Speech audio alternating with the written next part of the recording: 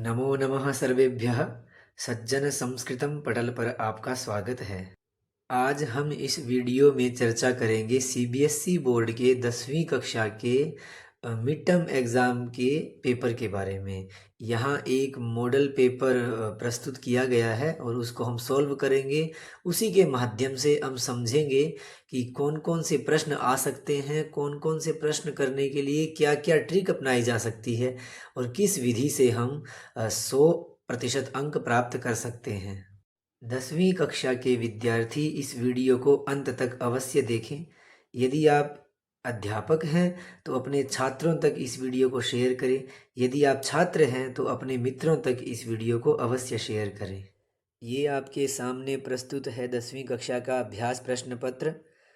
3 घंटे इसके समय रहेगा। 80 इसके संपूर्णांक हैं। कुछ सामान्य निर्देश दिए गए हैं। अस्मिन् प्रश्नपत्रे चत्वारः खंडाः सन्ति। इसमें 4 खंड होंगे। चारों खंड अलग अलग इसमें लिखे हुए हैं। सबको करना अनिवार्य है। जितने इसमें निर्देश दिए गए हैं इस प्रश्न में इतने करने हैं। जैसे किसी में 4 दिए गए होते हैं, उनमें 3 करने हैं। किसी में 5 दिए गए होते हैं, उनमें से 4 करने हैं। तो इसी प्रकार से जो जो निर्देश इसमें दिए गए हैं उनका अनुपालन करना है। उसके बाद आप देखेंगे प्रश्न पत्र का स्वरूप जो है 10 अंक का प्रथम भाग होगा, 15 अंक का द्वितीय रचनात्मक कार्य, अनुप्रयुक्त व्याकरणम 25 अंक का होगा और अवबोधनम 30 अंक का होगा। इसके बाद जो प्रथम प्रश्न पत्र है वो कुछ आपके इस तरीके से आएगा। ये आपका मॉडल क्वेश्चन पेपर है। सेम ऐसा ही पेपर आपके एग्ज़ाम में आना है। प्रथम जो प्रश्न रहेगा उसमें आपका गद्यांश दिया गया होगा जो कि अपठित होगा, आपने कक्षा में पढ़ा नहीं है, परंतु एक सामान्य संस्कृत भाषा में किसी भी विषय पर एक गद्यांश लिखा होगा। जैसे कि यहाँ लिखा हुआ है, ये विशिष्टम ज्ञानम विज्ञानम कथ्यते। विज्ञान बलेन संसारे विविधानि चमत्कारपूर्णानि वस्तूनि आविष्कृतानि जातानि। विज्ञानस्य चमत्कारेण अधुना सर्वत्र आश्चर्यजनकानि वस्तूनि दृश्यन्ते। समुद्रे विशालानि जलयानानि निर्भयं गच्छन्ति। विशाले गगने वायुयानेन मानवाः अन्यदेशं शीघ्रं गच्छन्ति। विद्युद्बलेन शीतकाले उष्णता, ग्रीष्मकाले च शैत्यं प्राप्यते। अतिविशालानि उन्नतानि च भवनानि विज्ञानेन निर्मीयन्ते। आधुनिके युगे चलदूरवाणी, दूरदर्शनं, सङ्गणकं, रेडियो, इण्टर्नेट् इत्यादीनि सर्वसुलभानि जातानि। सुखोपभोगाय अनेकानि उपकरणानि आविष्कृतानि जातानि, येन अस्माकं जीवनं सुलभं जातं। सम्प्रति विज्ञानं ही अस्माकं मानवसभ्यतायाः मूलं वर्तते। इस प्रकार से आप गद्यांश को एकदम धीरे धीरे आराम से अच्छी प्रकार से देखते हुए पढ़ेंगे। यदि आप गद्यांश को बहुत अच्छे तरीके से पढ़ लेते हैं तो नीचे जो 10 प्रश्नों के उत्तर आपको देने हैं वो बहुत आसान हो जाता है आपके लिए इसमें ढूंढना। तो हम देख लेते हैं। पहला जो प्रश्न आएगा, में फिर 3 प्रश्न होंगे। तीनों ही प्रश्न एक पदेन उत्तरतः, एक शब्द में उनका उत्तर देना है। जैसे कि विशिष्टम ज्ञानम किम कथ्यते, तो गद्यांश की प्रथम पंक्ति ही आप प्रायः देखेंगे गद्यांश की प्रथम पंक्ति से ही प्रथम प्रश्न बनता है। विशिष्टम ज्ञानम विज्ञानम कथ्यते, तो ये विज्ञानम इसका उत्तर हो जाएगा। विज्ञानम इसका उत्तर होगा तो आपको सिर्फ इसमें विज्ञानम ही लिखना है। एक पदेन उत्तरता, एक शब्द में ही उत्तर देना है। अगला प्रश्न देखेंगे, समुद्रे विशालानि जलयानानि कथम गच्छन्ति। जैसा प्रश्न है उसमें यदि प्रश्नवाचक शब्द निकाल दिया जाए तो सेम वैसी ही लाइन आपको गद्यांश में अवश्य ही मिलेगी। आप उसको ध्यान से देखें, थोड़ा सा समझें और प्रश्नवाचक शब्द को हटा के जो उत्तर है उसको आप लिख देंगे। गद्यांश ये नहीं आएगा परंतु सामान्य संस्कृत भाषा में ऐसा ही आएगा। ऐसे ही सारे प्रश्न पूछे जाएंगे। आपको थोड़ी सी बुद्धि लगा के विचार करना है कि भाई ये लाइन इसमें कहाँ है, उसका क्या उत्तर हो सकता है। अब इसी को देख लीजिए, समुद्रे विशालानि जलयानानि निर्भयम गच्छन्ति, तो इस प्रकार ये इसका उत्तर हो गया। आप देख लेंगे इसमें जो उत्तर आप लिखेंगे ये होगा इसका निर्भयम गच्छन्ति। कथम गच्छन्ति, कैसे जाते हैं। आप देखेंगे समुद्रे इसमें है, विशालानी भी है, जलयानानी है, परंतु यहाँ दिया है, प्रश्न में दिया है कथम, और ऊपर दिया है गच्छन्ति। तो आपको देखना है कथम, कथम को हटाना है, निर्भयम को यहाँ रख देना है। एक पदेन उत्तरतः निर्भयम आपको लिखना है। इसी प्रकार अन्य कोई प्रश्न आएगा तो उसका भी एक पद में उत्तर देना है। संप्रति अस्माकं मानव सभ्यतायाः मूलम किम वर्तते। संप्रति वर्तमान समय में, संप्रति विज्ञानम ही अस्माकं मानव सभ्यतायाः मूलम वर्तते। तो विज्ञानम ये जो शब्द है यही इसका उत्तरी भी है। अगला जो आप देखेंगे, आ जो सेक्शन है, नहीं इसमें ब दिया हुआ है, ब में लिखा है पूर्ण वाक्य न उत्तरता। पूर्ण वाक्य न उत्तरता का अर्थार्थ हो गया आप लिखेंगे पूरी लाइन, दूसरी लाइन इसका विज्ञान बले न संसारे। तो ये पूरी लाइन यहाँ से प्रारंभ हो के और पूरी यहाँ तक इसका उत्तर होगा। आप ये देखेंगे, ये पूरी पंक्ति आप लिखेंगे, इसमें उत्तर। इसी प्रकार अन्य कोई प्रश्न आएगा तो पूर्ण वाक्य ने उत्तरता में पूरी पंक्ति ही लिखेंगे और आपको खोजना आना चाहिए कि भाई ये लाइन, ये शब्द इसमें कहाँ लिखा हुआ है। विद्युत बलेन किम किम प्राप्यते। तो इसमें इसी की आगे की कुछ पंक्ति देखेंगे। विद्युत बलेन किम किम प्राप्यते।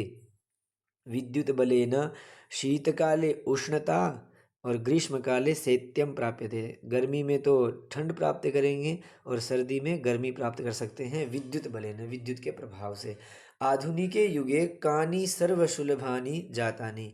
अब ये कानि जो है ये प्रश्नवाचक शब्द है। आधुनिक युग में क्या क्या जो है वो सर्वसुलभ हो गया है, ये भी इसमें पूरा लिखा होगा। देखो, आधुनिके युगे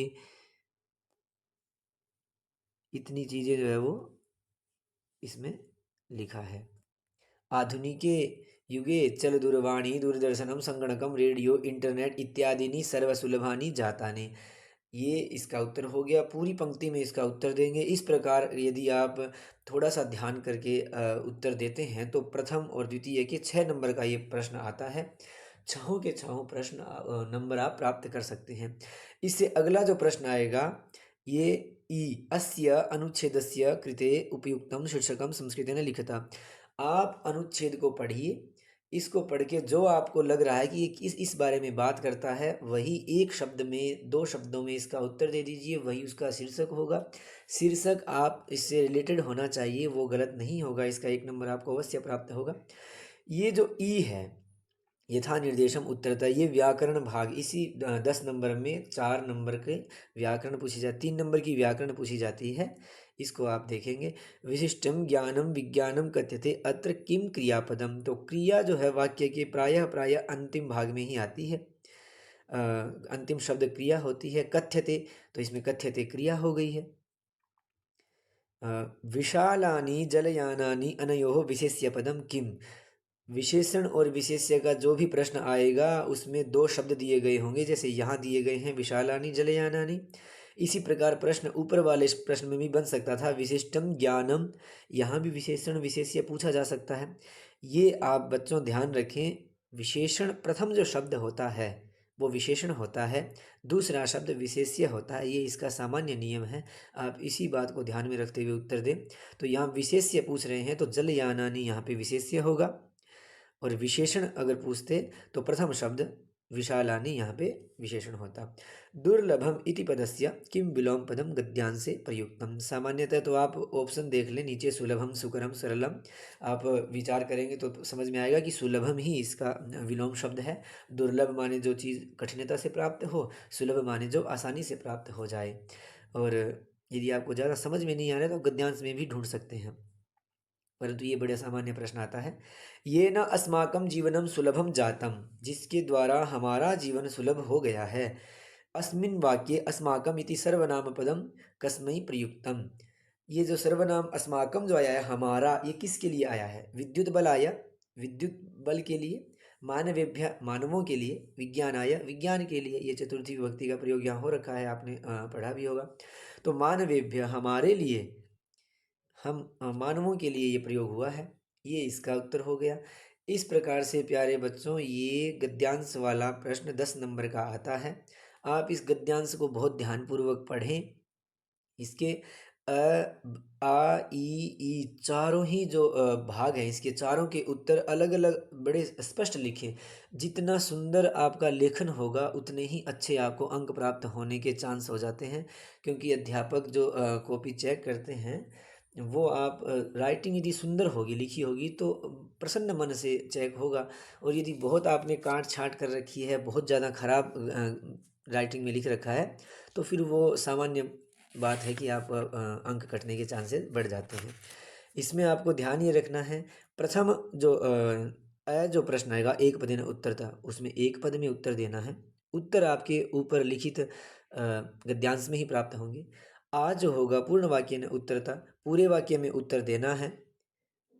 उत्तर गद्यांश में ही होंगे, आपको ढूंढ के लिखने हैं। ई शीर्षक लिखना है। आप पूरे गद्यांश को पढ़ के आपकी बुद्धि में जो भी शब्द आ रहे हैं कि भाई ये इस बारे में बात कर रहा है, वही उसका शीर्षक है, आप एक दो शब्द में लिख देंगे। ये अगला जो प्रश्न है व्याकरण वाला, इसमें सामान्य नियम कर्ता पूछेंगे, जो कि प्रायः प्रायः वाक्य का प्रथम शब्द कर्ता होता है, अथवा क्रिया पूछेंगे तो प्रायः प्रायः किसी भी वाक्य का अंतिम जो शब्द है वो क्रिया होता है। ऐसे आप ध्यान में रख लेंगे, पठती, लिखती, खादती, कथ्यते, ये इत्यादि क्रियाएं होती हैं। और कर्ता आप जान जाएंगे भी ये क्रिया को करने वाला इस वाक्य में कौन है, वो करता है। इसके अलावा विशेषण विशेष्य पूछेंगे। सामान्य नियम है, दो शब्द दिए जाएंगे, प्रथम शब्द जो होगा वो विशेषण होगा, द्वितीय शब्द विशेष्य होगा। विलोम शब्द भी पूछ सकते हैं, पर्याय भी पूछ सकते हैं, पर्यायवाची पूछेंगे तो जो शब्द दिया होगा उसका पर्यायवाची आपको गद्यांश में ढूंढना है, नीचे ऑप्शन भी दिए होते हैं। विलोम शब्द पूछेंगे तो भी उस शब्द के ऑप्शन भी दिए हैं और वो गद्यांश में भी आपको प्राप्त होगा। इसके अलावा चौथा जो पूछा जाएगा वो सर्वनाम पदम, सर्वनाम पद पूछा जाएगा, ये जो सर्वनाम पद है ये किसके लिए आया है। इस प्रकार यदि आप ध्यानपूर्वक गद्यांश को पढ़ के इनके उत्तर देते हैं तो आपको 10 में से 10 अंक यहाँ पर प्राप्त होंगे। अगला प्रश्न हम देखेंगे, ये है खंड ख का रचनात्मक कार्य। इसमें आपको रचना करनी है, रचनात्मक कार्य है तो रचना ही करनी होगी। दूसरे प्रश्न आएगा आपका पत्र लेखन का। इसमें भी आपको दो ऑप्शन दिए जाएंगे, औपचारिक अथवा अनौपचारिक। मुझे लगता है दोनों ही पूछे जाएंगे, आपने पढ़ा भी होगा औपचारिक अनौपचारिक। तो प्रथम जो स्वमित्रम् एकादशकक्षायां संस्कृतं पठितुं प्रेरयितुं मञ्जूषायां प्रदत्तानां पदानां सहायतया एकं पत्रम् उत्तरपुस्तिकायां लिखतु। ये जो है अपने मित्र को लिखना है, मित्र को लिखना है तो ये अनौपचारिक पत्र हो गया। अनौपचारिक पत्र का प्रारूप आपको पढ़ाया गया होगा, अन्यथा आपको यहाँ स्क्रीन पे दिख रहा होगा। ये आपका एक अनौपचारिक पत्र, इसी का जितने इसमें मंजूषा में शब्द दिए गए हैं उनका प्रयोग करते हुए ये एक सामान्य भाषा में यही मित्र को संस्कृत पढ़ने के लिए प्रेरणा देने हेतु ये पत्र लिखा गया है।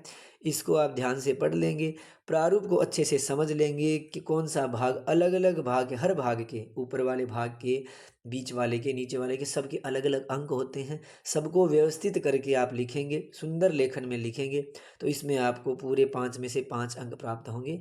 क्योंकि बहुत सामान्य संस्कृत भाषा में आपको यहाँ विद्वत्ता दिखाने की कोई आवश्यकता नहीं है। आप सामान्य भाषा में, सामान्य शब्दों में, सामान्य वाक्यों का प्रयोग करते हुए अपनी बात को कहें। और यदि कोई शब्द समझ में नहीं आ रहा है, मंजूषा दी होती है, पूरी मंजूषा में शब्द दिए होते हैं, यदि आप उनको ही सेट करके बढ़िया तरीके से लगा देंगे तो आपका सामान्य भाषा में तो लिखा ही जाएगा, जिस जो आपको 5 नंबर दिला सकता है। इस पत्र को आप ध्यान से देख लेंगे। ये पत्र दूसरे प्रश्न का ही उत्तर है और ये मित्र को लिखा गया है, पूरी मंजूषा के शब्दों का प्रयोग हुआ है। अब आप देखेंगे इसमें अथवा में भी एक दूसरा प्रश्न, दूसरा पत्र दिया गया है। भवती विद्योतमा अस्ति, आप विद्योतमा हैं। प्रश्न पत्र इसमें पत्र वाले में आप ये विशेष ध्यान देंगे कि नाम दिया हो सकता है, विद्यालय का नाम दिया हो सकता है, आप कहाँ रहते हैं ये भी नाम दिया हो सकता है, विषय तो दिया ही होता है। यदि उसमें ये सब कुछ दिया है, जैसे कि यहाँ दिया है भवती विद्योतमा अस्ति, आप विद्योतमा हैं, तो इसका मतलब आप जो हैं उसको भूल जाइए, आपका नाम विद्योतमा हो गया है। अब आप पत्र लिखेंगे तो पत्र में अपना नाम विद्योतमा ही लिखेंगे। जहाँ आप अगर स्कूल का एड्रेस दिया है तो स्कूल का एड्रेस वही लिखेंगे जो पत्र में दिया गया है, और नहीं दिया गया तो आप अपने विद्यालय का नाम लिखें, अथवा प्रायः ऐसे आवश्यकता पड़ेगी नहीं क्योंकि नाम दिया ही होगा। भवती विद्योतमा अस्ति, भवत्याः विद्यालयात् बहिः अतीव मलिनता प्रसृता अस्ति। एतस्याः मलिनतायाः निवारणाय मञ्जूषायां प्रदत्तानां पदानां सहायतया एकं पत्रं प्रधानाचार्यां प्रति लिखतु। आप विद्योतमा हैं, आपके विद्यालय के बाहर बहुत सी मलिनता कचरा फैला हुआ है, उसको हटाने के लिए आप अपने प्रधानाचार्य को एक पत्र लिखिए। आप पत्र किसको लिख रहे हैं? प्रधानाचार्य को। अर्थात ये हो गया औपचारिक पत्र, ऑफिशियल। यदि आप किसी ऑफिस को, प्रधानाचार्य को, नगर निगम को लिखने का प्रायः आता है, शिक्षा विभाग को लिखने का आ सकता है, इस प्रकार से यदि किसी ऑफिस के लिए ये पत्र लिखने को आता है, तब वो आपका औपचारिक पत्र होगा। औपचारिक पत्र के लिए भी यहाँ पे मंजूषा दी गई है। मंजूषा में बहुत सारे शब्द दिए गए हैं, इनका प्रयोग करते हुए सरल संस्कृत भाषा में आप सामान्य अपने शब्द लिख सकते हैं, अपनी बात कह सकते हैं। लिखने का तरीका ये आपके सामने इसी प्रश्न का जो विद्योतमा वाला प्रश्न है, इसका उत्तर देने के लिए आपके सामने एक पत्र प्रस्तुत है। इसको आप ध्यान से पढ़ लेंगे, अच्छे से प्रारूप को समझ लेंगे। औपचारिक पत्र कैसे लिखते हैं, इसके भी अलग अलग भाग के अलग अलग अंक अंक होते हैं। आपको ये अच्छे से लिखना है, आप ध्यान से देखेंगे। और इसमें 5 अंक प्राप्त करने का यही तरीका है बच्चों। आप प्रारूप को अच्छे से लिखें, अपना नाम कहाँ लिखना है, विषय कहाँ लिखना है, विद्यालय नाम कहाँ लिखना है। इसी प्रकार अनौपचारिक पत्र में भी कहाँ क्या क्या लिखना है, ये अगर आपको ध्यान होगा तो शब्दों के लिए मंजूषा दी गई होती है, उनके प्रयोग से आप पूरा का पूरा पत्र बना लेंगे, जिसमें आप 5 नंबर प्राप्त कर सकते हैं। मैं पुनः बता दूं, लेखन जितना सुंदर होगा उतनी ही आपके अंक बढ़ने के चांसेस हैं। अगला प्रश्न हम देखेंगे, चित्र वर्णनम।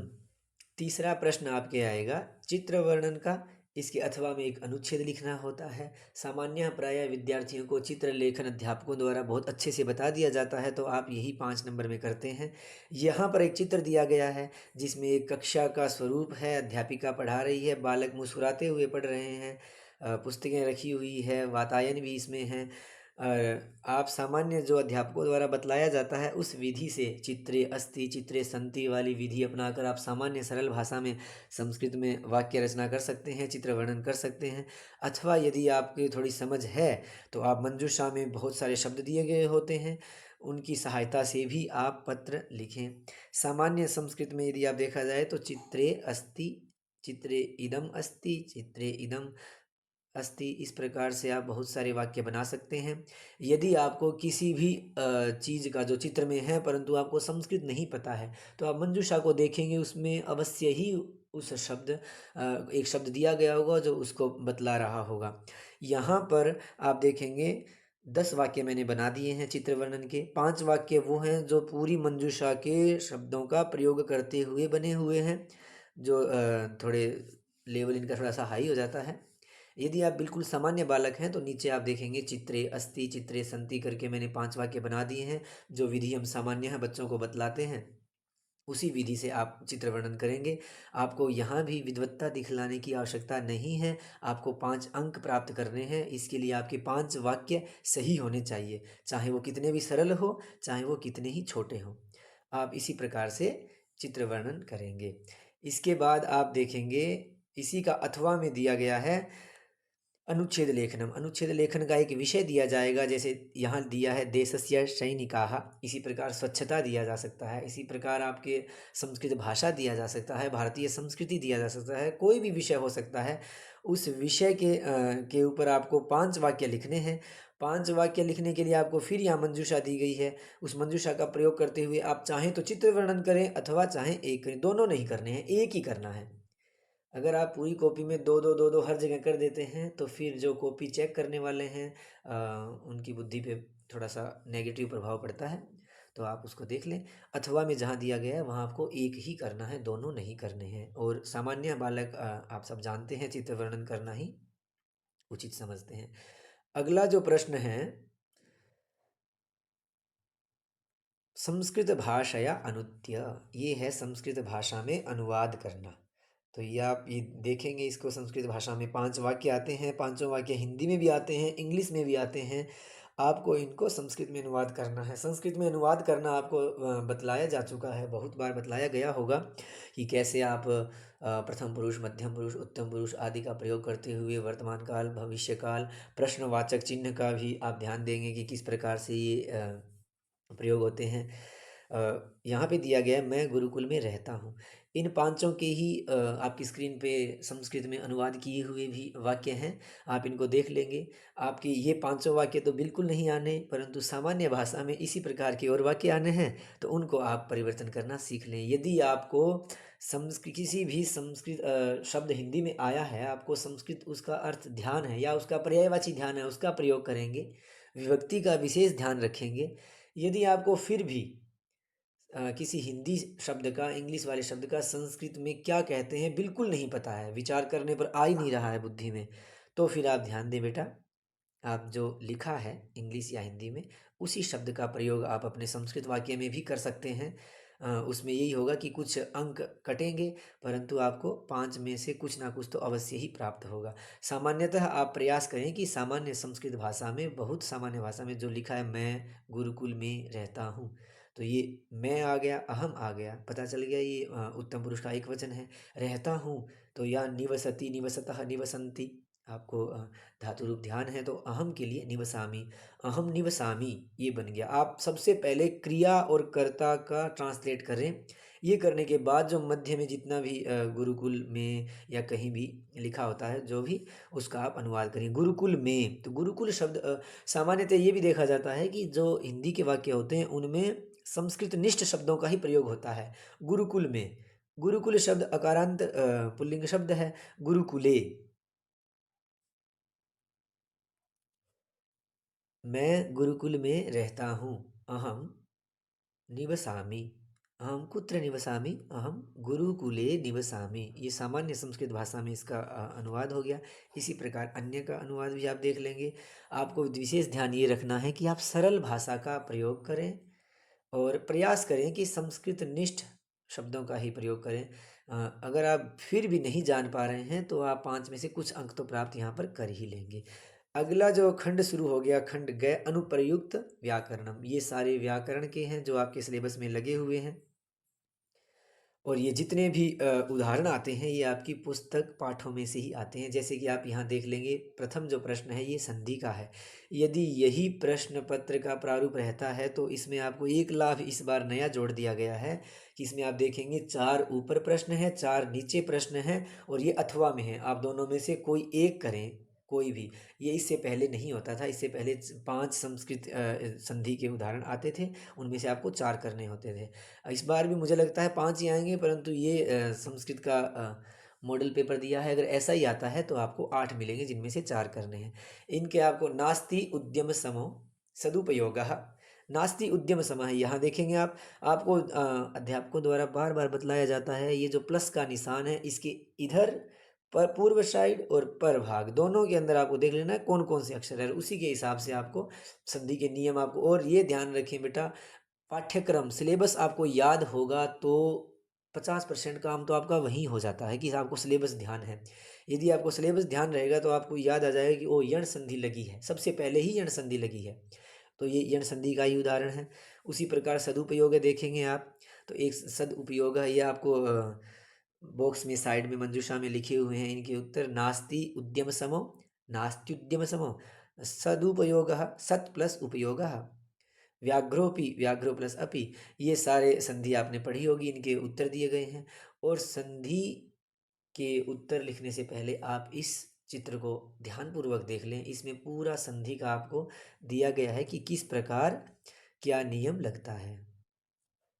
ये जो यहाँ चार्ट बना हुआ है, ये आपकी संपूर्ण संधि, आपकी कक्षा की संपूर्ण संधियाँ यही है। आप देखेंगे सबसे पहले आपकी यण संधि लगी है, तो यण संधि का जो नियम है वो यही है, ई उ री री के स्थान पर य व र ल हो जाता है। जब कोई असमान स्वर, यदि ई के सामने ई है तो दीर्घ संधि हो जाएगी। आपके सिलेबस में ही नहीं है, आपको पढ़नी नहीं है, वहाँ पे आपको आएगा भी नहीं। यहाँ भी आप देखेंगे नास्ति उद्यम समूह, तो ये असमान स्वर आया है ई के बाद उ, असमान स्वर होने पर ई उ री री के स्थान पर य व र ल हो जाता है।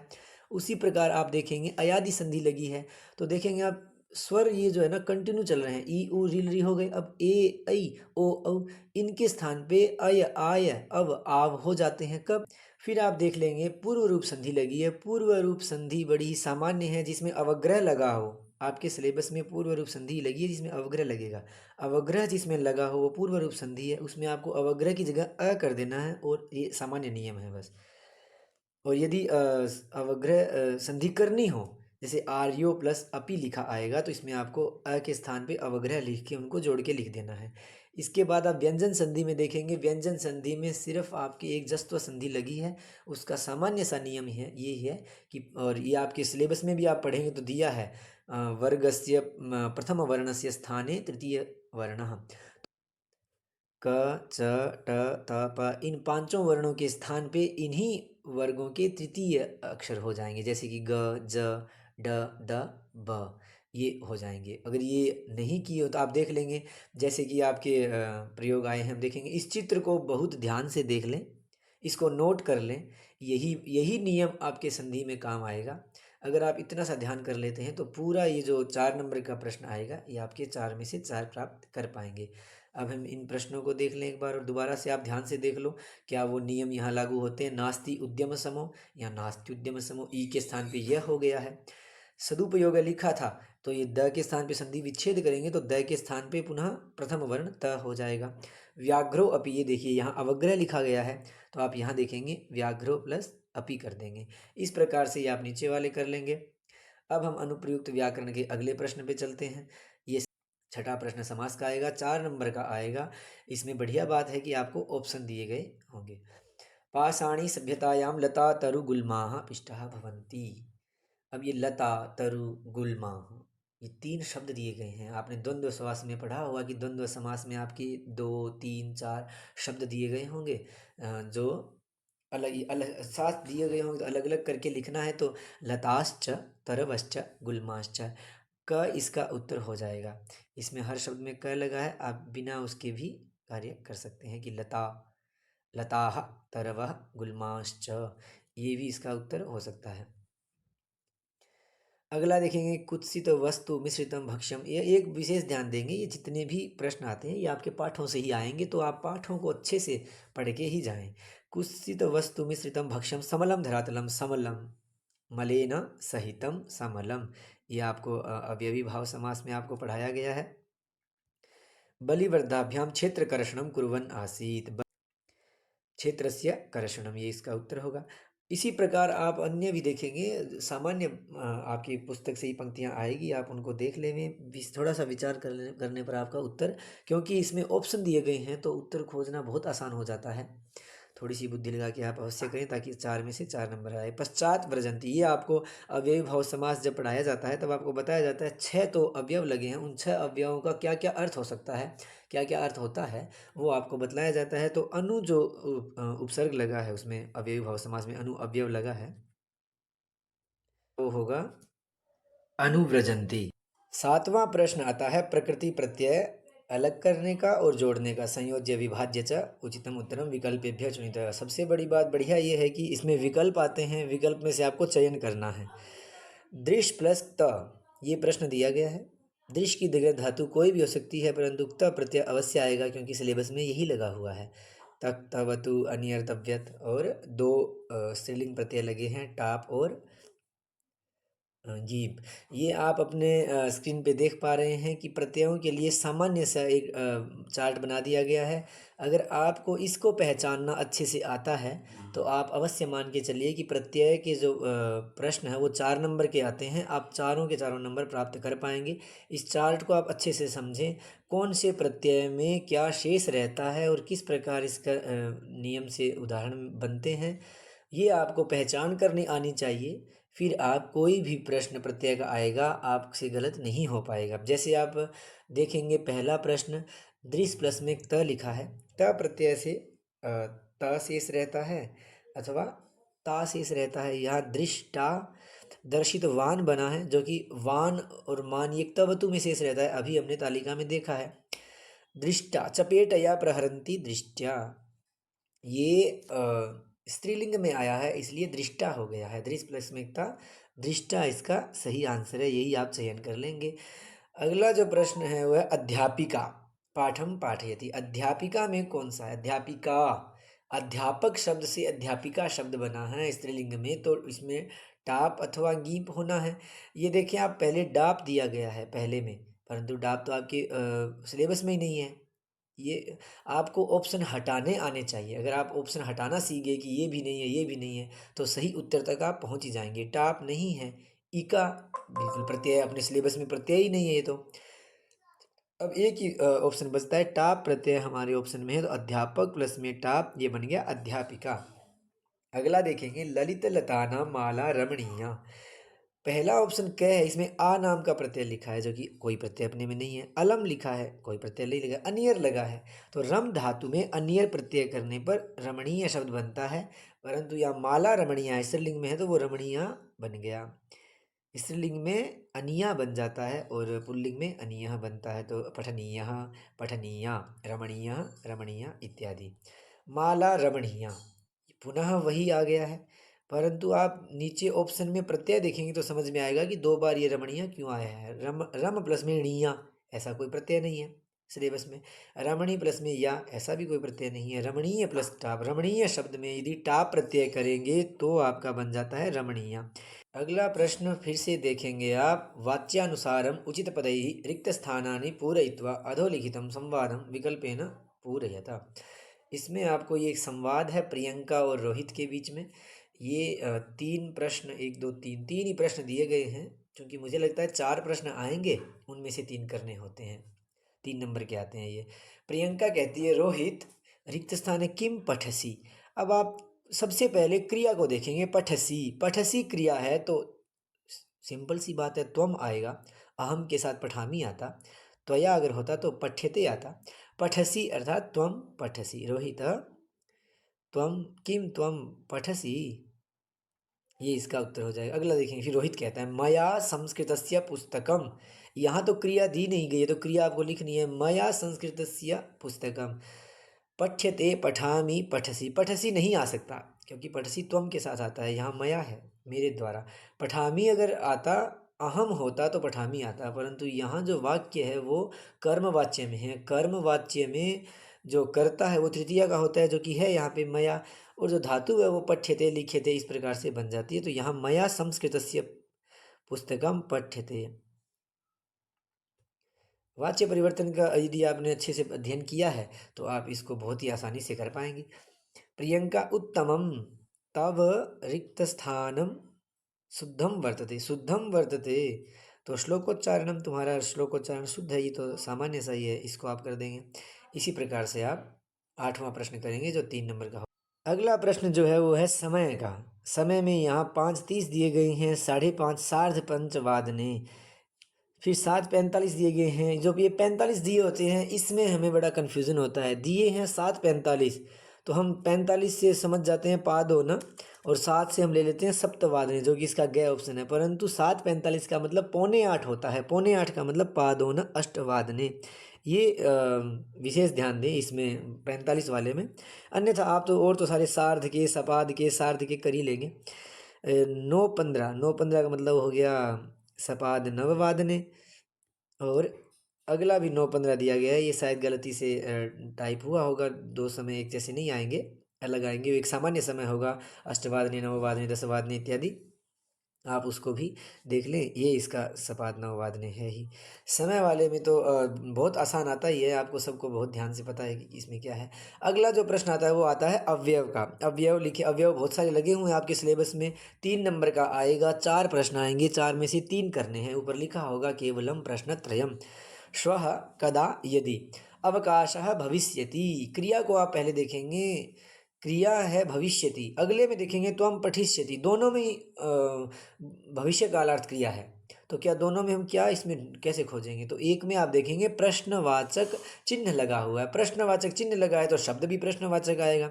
अब इसमें आप देखेंगे तो सबसे पहले वाले में आप देखेंगे अवकाशः भविष्यति, श्वः अवकाशः भविष्यति, कल अवकाश होगा, ये इसमें यहाँ आ जाएगा कि स्वः अवकाशः भविष्यति।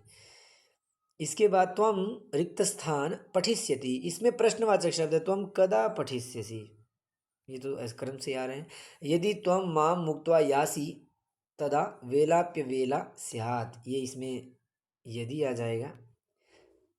अव्यव के लिए बड़े सामान्य प्रश्न आने हैं, आप क्रिया को ध्यान से देखें।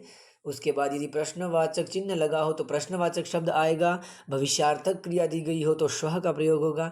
अन्यथा और भी बहुत आसान आसान है, आपको जो अध्ययन आपने किया है, पढ़ाया गया है आपको, उनके अर्थ आपको ध्यान होने चाहिए। आप इनका वाक्य प्रयोग बड़ा ही आसानी से कर लेंगे। अगला प्रश्न आता है अशुद्धि संशोधन। ये बहुत आसान भी कह सकते हैं। यदि आपको प्रकृति, पुरुष इत्यादि का, वचन इत्यादि का ज्ञान है तो बहुत आसान है, अन्यथा ये आप गलत भी करने के चांसेस बढ़ जाते हैं। अहम क्रीडा क्षेत्रे क्रीडति, अहम क्रीडा क्षेत्रे क्रीडति। अब यहाँ पे एक अंडरलाइन किया हुआ शब्द दिया गया क्रीडति। नीचे ऑप्शन दिए गए 3, क्रीडसी, क्रीडसी तो त्वम के साथ आता है, क्रीडामः वयम के साथ आता है, क्रीडामि अहम के साथ क्रीडामि आता है, तो वयम क्रीडा क्षेत्रे क्रीडामि, ये आप यहाँ पे कर देंगे। सिंहः भयंकरः वने निवसति। भयंकर जो है वो वन का विशेषण है, तो वने में सप्तमी विभक्ति है, तो भयंकर में भी ये आपको बतलाया गया है कि विशेष्य में जो विभक्ति होती है विशेषण में भी वही विभक्ति होती है। तो भयंकरे, सिंहः भयंकरे वने निवसति। सह भोजनम कुरु, सह, सह को देखना है कि क्या इसमें क्या गलती है।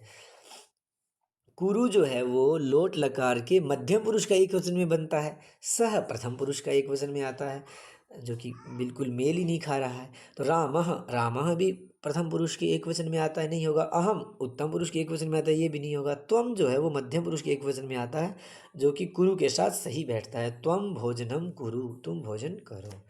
यहाँ तक आपके व्याकरण के प्रश्न हो गए। व्याकरण के प्रश्नों के लिए आप जो जो तालिकाएं इसमें दी गई है उनको ध्यानपूर्वक पढ़ लेंगे, देख लेंगे। उनके अगर आप थोड़ा सा भी उसमें दिमाग लगाते हैं तो आप पूरे 25 नंबर के हैं, उनमें से 25 नंबर प्राप्त करना बहुत आसान है। बहुत आसान संस्कृत का पेपर आता ही है। आगे आता है पठितावबोधनम। इसमें आप देखेंगे तो 3 प्रश्न कंटिन्यू आते हैं, 5 नंबर के, गद्यांश, पद्यांश और नाट्यांश। ये तीनों ही प्रश्न आपकी पुस्तक से ही होते हैं। तो आप देखेंगे कि आपकी पुस्तक में जो जो गद्यांश के पाठ है उन्हीं से गद्यांश आएगा, जो जो पद्यांश के पाठ है उन्हीं से पद्यांश के प्रश्न आएगा, और जो जो नाट्यांश के पाठ है उन्हीं से ही 100% नाट्यांश आएगा। उनके आप 2 बार थोड़ा सा इन दिनों बाद अध्ययन कर लेंगे तो वो बहुत आसान हो जाता है ये 15 नंबर प्राप्त करने। आप देखेंगे ये जो गद्यांश दिया गया है, अस्ति देवलाख्यो ग्रामः तत्र राजसिंहः नाम राजपुत्र वसति स्म, ये दूसरे आपके पाठ्य पुस्तक का दूसरा पाठ है ये।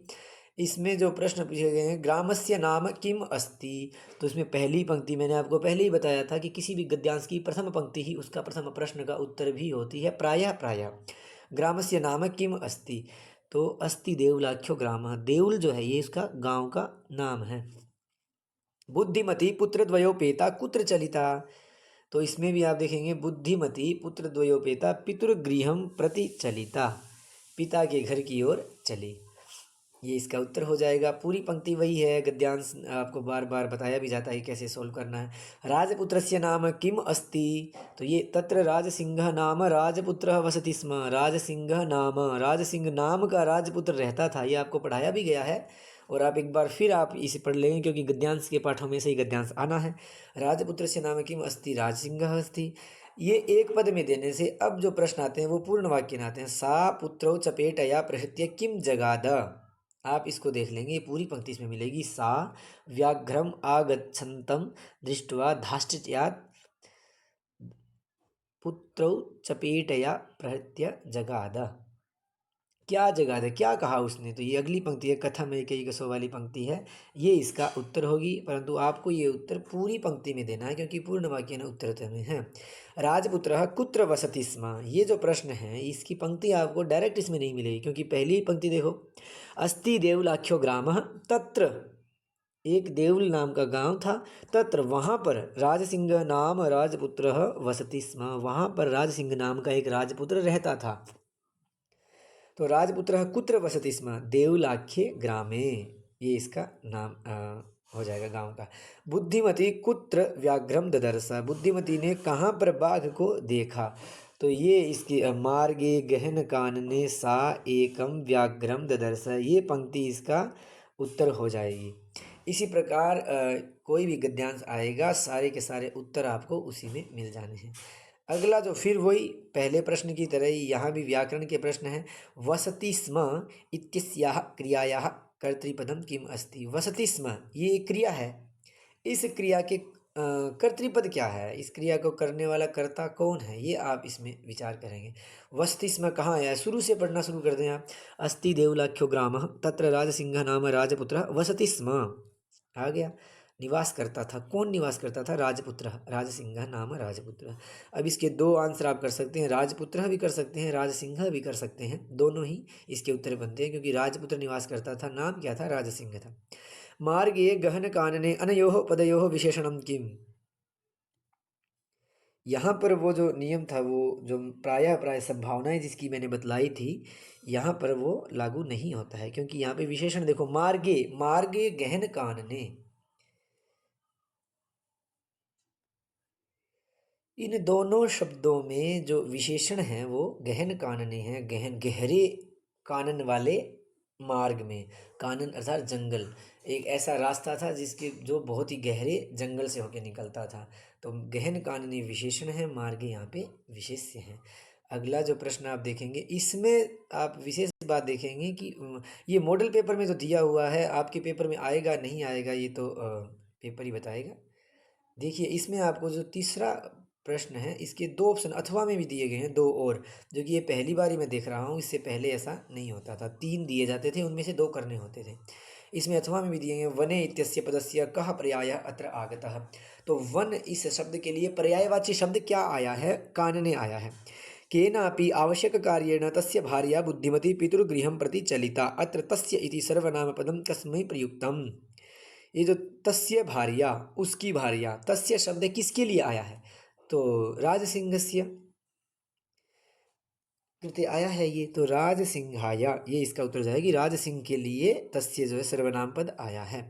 अगला प्रश्न देखेंगे, 13वां प्रश्न, ये आएगा आपके पद्यांश आएगा। तो पद्यांश के आपके जो पाठ हैं, दो ही पाठ हैं, उन दोनों में से कोई भी श्लोक ले लिया जाएगा और उससे प्रश्न बनाए जाएंगे। तो ये पहले पाठ का यहाँ प्रश्न दिया गया है। वायुमंडलम भ्रम दूषितम नहि निर्मलम जलम कुत्सित वस्तु मिश्रितम भक्ष्यम समलम धरातलम करणीयम बहिरंतर जगति तो बहुशुद्धिकरणम शुचि पर्यावरणम।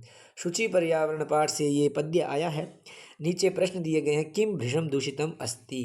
तो आप देखेंगे वायुमंडलम भृशम दूषितम अस्ति। पुनः यहाँ देखेंगे फिर भी पहली ही पंक्ति से पहला ही प्रश्न बन गया, वायुमंडलम भृशम दूषितम। धरातलम केन युक्तम अस्ति। तो यहाँ धरातल के साथ देखेंगे समलम धरातलम, तो ये समलम मल युक्त है धरातल, ये इसका उत्तर होगा।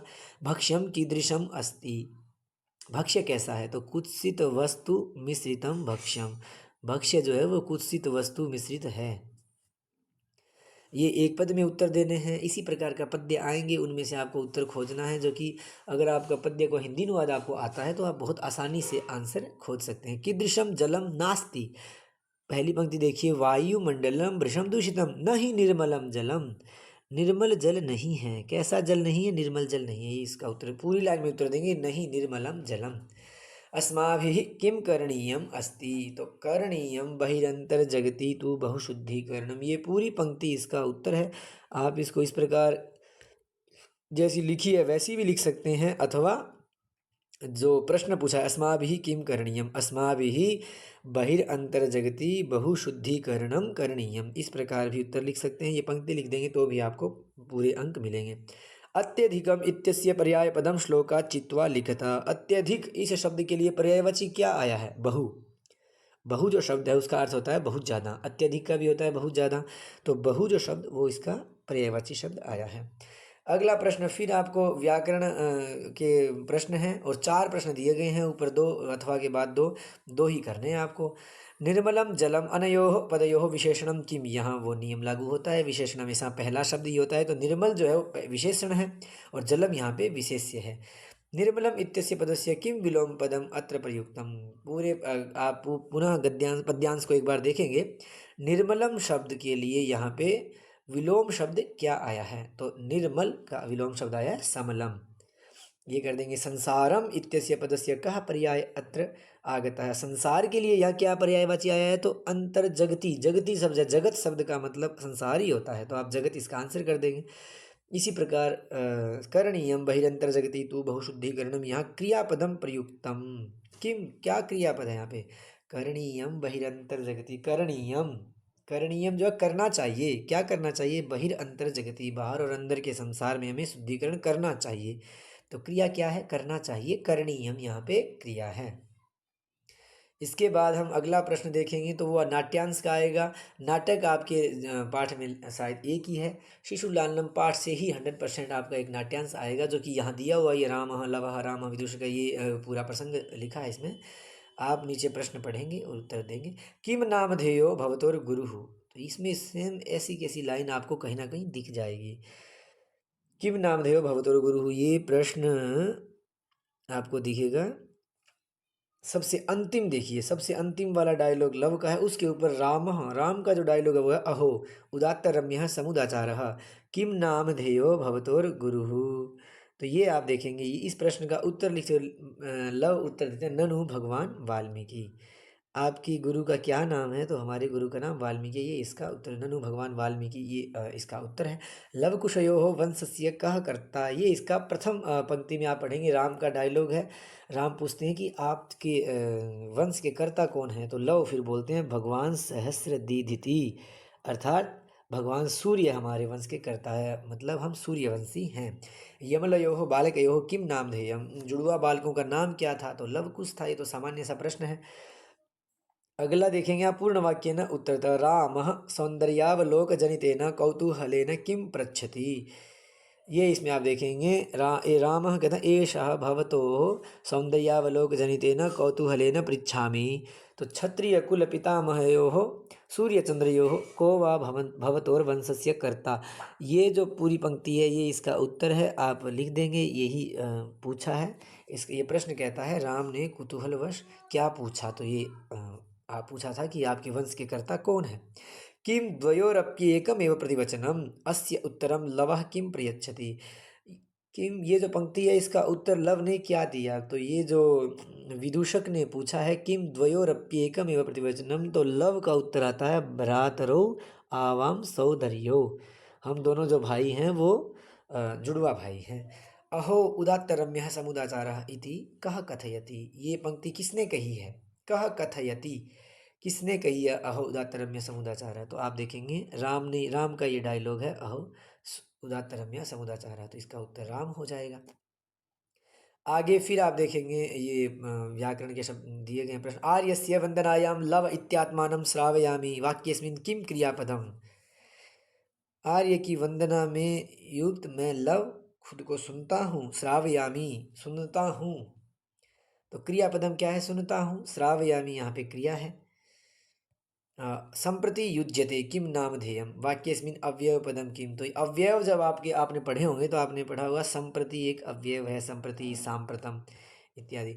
भगवान वाल्मीकि अनयोः विशेष्य पदम किम, यहाँ विशेष्य क्या है, विशेष्य वाल्मीकि है जो कि दूसरा शब्द है, और भगवान प्रथम शब्द है जो कि विशेषण है। ये विशेष्य विशेषण का तो आपको एक भी गलत होना ही नहीं चाहिए। अगला प्रश्न आता है प्रश्न निर्माण का। प्रश्न निर्माण के शब्द 4 नंबर के आएंगे, 5 प्रश्न आएंगे, 4 करने हैं आपको। तो ये प्रश्न तभी आप कर पाएंगे जब आपको किम शब्द रूप और अन्य जितने भी प्रश्नवाचक शब्द है, कुत्र कदा किमर्थम कथम इत्यादि, जो आपको बदलाए भी गए होंगे, ये आप यहाँ देख भी पा रहे हैं, ये इन सब का यदि आपको ज्ञान होगा तो अवश्य ही आप ये प्रश्नवाचक प्रश्न निर्माण वाले शब्द हैं इनको आप कर पाएंगे। विद्यालये अध्यापकाः छात्रान् अध्यापयन्ति, छात्रों को पढ़ाते हैं। छात्रान, तो इसमें किम शब्द, छात्र शब्द पुल्लिंग है, और ये छात्रान शब्द जो है कर्म का बहुवचन है, द्वितीय विभक्ति का बहुवचन है। अब आप किम शब्द रूप पुल्लिंग में द्वितीय का बहुवचन देखेंगे तो बनेगा कान, तो यहाँ पे कान इसकी जगह लिख देंगे। विद्यालय अध्यापकाः कान अध्यापयन्ति, जिस विभक्ति का जिस वचन का शब्द होगा प्रश्नवाचक शब्द भी उसी विभक्ति के उसी वचन का होगा। आरक्षी चौरेभ्यः त्रायते, चौरेभ्यः, तो चौरेभ्यः बनता है चतुर्थी और पंचमी के बहुवचन में, वहीं बनता है केभ्यः केभ्यः, तो आप केभ्यः यहाँ पे लिख देंगे। मानवैहि ये तृतीया का बहुवचन है, सदा सत्यम वक्तव्यम, तो किम शब्द का पुल्लिंग में बनता है तृतीया का बहुवचन कैहि सदा सत्यम वक्तव्यम। रामायण गानस्य ये बहुत ही आसान प्रश्न हो जाता है। षष्ठी विभक्ति का प्रयोग तो बहुत बार देखा जाता है, छठी सातवीं आठवीं नौवीं से हम बार बार देखते हैं छठी विभक्ति का प्रयोग। तो यहाँ रामायण गायनस्य कस्य बन जाएगा, कस्य नियोगः। और अन्य भी आपको यदि प्रश्नवाचक जरूरी नहीं है यही आए, बहुत सारे अलग हैं जितने भी, किमर्थम, कथम, कीदृश, कति, इस प्रकार से, और किम शब्द रूप तो है ही है। इन सब को आप भली भांति अच्छे प्रकार से इनका अर्थ जान लेंगे और एक बार थोड़ा ये शब्द रूप भी देख लेंगे तो आप ये 4 नंबर आपके पक्के हैं। 16वां प्रश्न जो है वो है मंजूषा। एक श्लोक आया है, उसका अन्वय नीचे किया गया है और उस अन्वय के लिए आपको मंजूषा दी गई है। मंजूषा से शब्दों को लेकर आपको इनके जो रिक्त स्थान है वो भरने हैं, और इसमें अथवा में आते हैं। एक में अन्वय आता है, एक में पूरा श्लोक आता है, और ये चार ही नंबर के हैं, 4 ही रिक्त स्थान है, चारों में आपको इससे मंजूषा से आपको शब्द उठा के भरने हैं। आप देखेंगे पहला जो श्लोक है, आलस्यम ही मनुष्याणाम शरीरस्थो महान रिपुः नास्त्युद्यम समो बंधु कृत्वा यम्ना वसीदति। अन्वय दिया गया है, ही रिक्त स्थान शरीरस्थः आलस्यम महान रिक्त स्थान वर्तते, कोऽपि उद्यम समः रिक्त स्थान नास्ति यम कृत्वा रिक्त स्थान। तो आप देखेंगे बंधुः रिपुः न वसीदति मनुष्याणाम, ये मंजूषा में दिए गए हैं।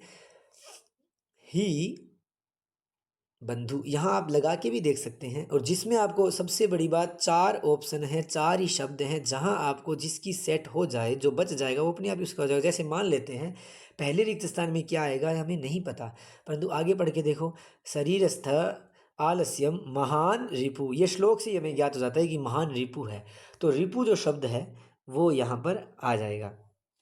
उसके बाद कोपि उद्यम समः, उसमें ऊपर देखो उद्यम समः बंधुः नास्ति, तो यहाँ पे बंधु शब्द भी आ जाएगा।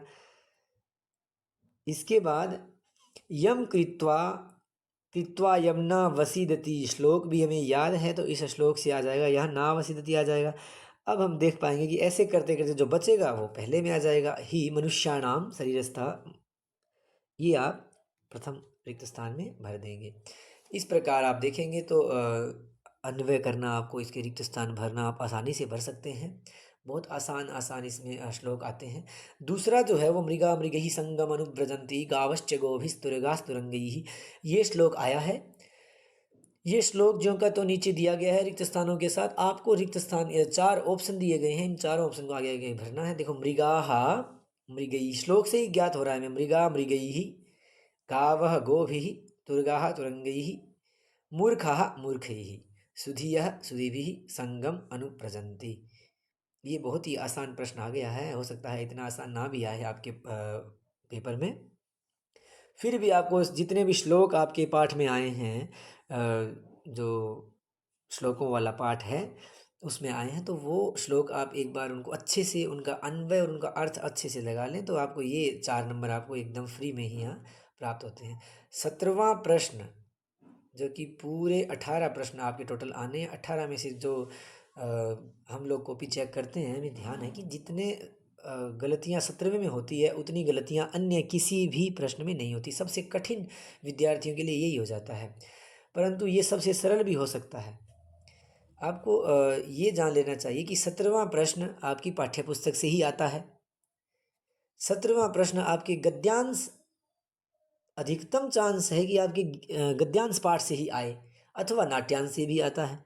तो आप गद्यांश और नाट्यांश के जो है उनका हिंदी अनुवाद आपको क्रम से, यदि आपको अच्छे तरीके से उनका हिंदी अनुवाद आपको ध्यान है पूरे पाठ का, तो आप ये बहुत आसानी से इनका क्रम निर्धारण कर सकते हैं। आप जो ये आगे पीछे पहली दूसरी तीसरी आप देखेंगे आगे पीछे लाइनें दी गई हैं, इसका उत्तर भी मैंने आपको दे दिया है मंजूषा में, पहले पे कौन सी लाइन आ गई, दूसरे पे, इसी तरीके से आपको कॉपी में भी लिखना है।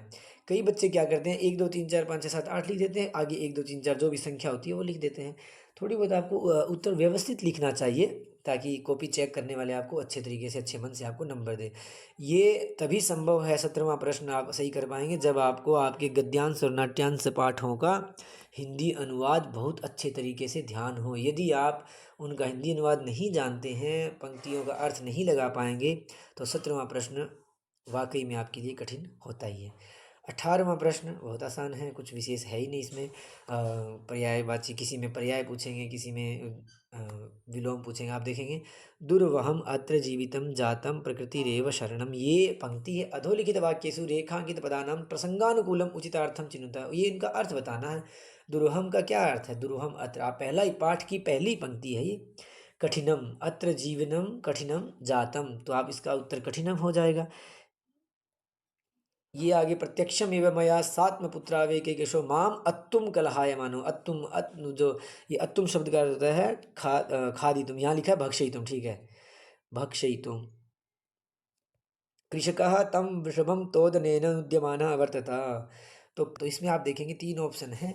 कष्ट प्रदानेन, आगमनेन, दुखेन। तो ये तोदनेन का मतलब कष्ट प्रदान करने से, कष्ट प्रदान करते हुए उसको खड़ा करता है बैल को। अब आप देखेंगे बेटा 18 क्वेश्चन आपके पेपर में आने हैं। 18 ही प्रश्नों का ये मॉडल पेपर हमने तैयार कर लिया है।